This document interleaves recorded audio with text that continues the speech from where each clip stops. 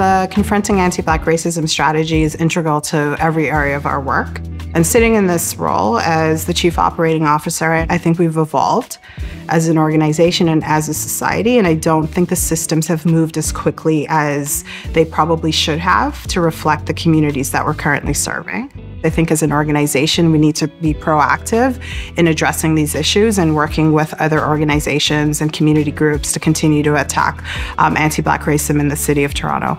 So when we get it right at TCHC, we connect young people to opportunities, we create pathways to success, we increase their social capital, we have all of the talent, the intelligence, the brilliance of every other community. So I think we'll be a better city if we continue to engage TCHC talent, TCHC youth, and our communities.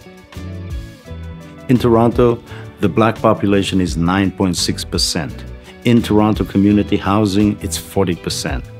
To contextualize that in the organization, we need to work through the anti-Black racism paradigm and process in order to serve the Black tenants better. And if we do that through the principle of universality, we serve all our clients better.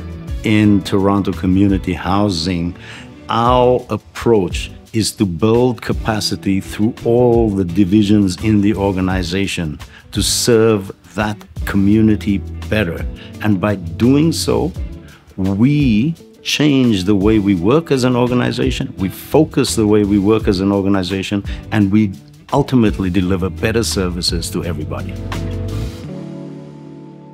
Our Confronting Anti-Black Racism strategy has caused us as an organization to start the process of thinking about how do we do things. The very existence of that strategy caused us in legal services to look at what we do when it comes to receiving human rights complaints and whether we could do a better job as an organization in dealing with those complaints. And part of that process is ensuring that assumptions that we make in creating our rules and policies aren't informed by anti-Black racism.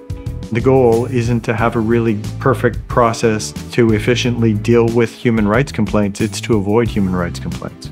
What we want to do is have a well-trained staff who are sensitive to these issues when they arise in the course of their duties and know how to deal with them with the backup of a complaint process so that when we get it wrong, a tenant knows how to get help.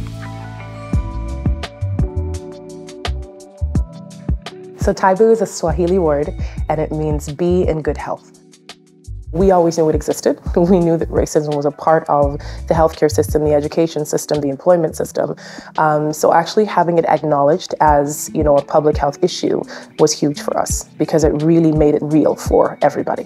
When we would go in for a mental health crisis, we're then also finding people that have, physical health crises, food insecurity issues, all other social determinants of health that they've been suffering with that they never said anything about. With TCHC, we try to be present if it's once a month in the lobbies or the community space and talk to the residents. Sometimes we're not even necessarily addressing the crisis or the thing that's happened in terms of why we're there. We're really just trying to build rapport. We're trying to get people familiar with us and understanding that we are here to help so that they can trust us a little bit more. When it's culturally responsive, it doesn't look like a cookie cutter. It doesn't look the same as everybody else. It looks a little different. Where you live is an identity marker, particularly for young people. It is how they build off of where they are to the next stage of their lives. Anti-Black racism often manifests in debilitating ways. And so that's the work of EVA's initiative, ensuring that young people can find themselves and providing those wraparound supports for young people to, as we say, navigate while Black. Through our partnership with Toronto Community Housing, we are looking at ways to transition those young people who have been staying with EVAs onto TCHC as tenants. It makes for a more seamless transition for young people, knowing that they're moving into a housing provider who is both aware of the challenges and barriers. Having that security and knowing that I can continue to work and go to school, knowing that my landlord understands that I'm on this journey. So my role is to cover training for both tenants and staff. Well, education is about learning and unlearning. If we're going to be effective, we have to be able to determine what we think we know and what we know.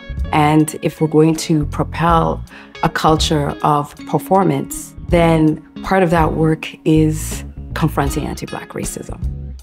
And so education allows staff to look at the situations that they're working in and find ways to deliver service that maintains everyone's dignity and humanizes our approach. So in 2023, we did 61 sessions, which was 1,054 staff, which is about 6,034 hours. The training is really a seed, a catalyst. I always think about how will I have changed this for someone else who's coming?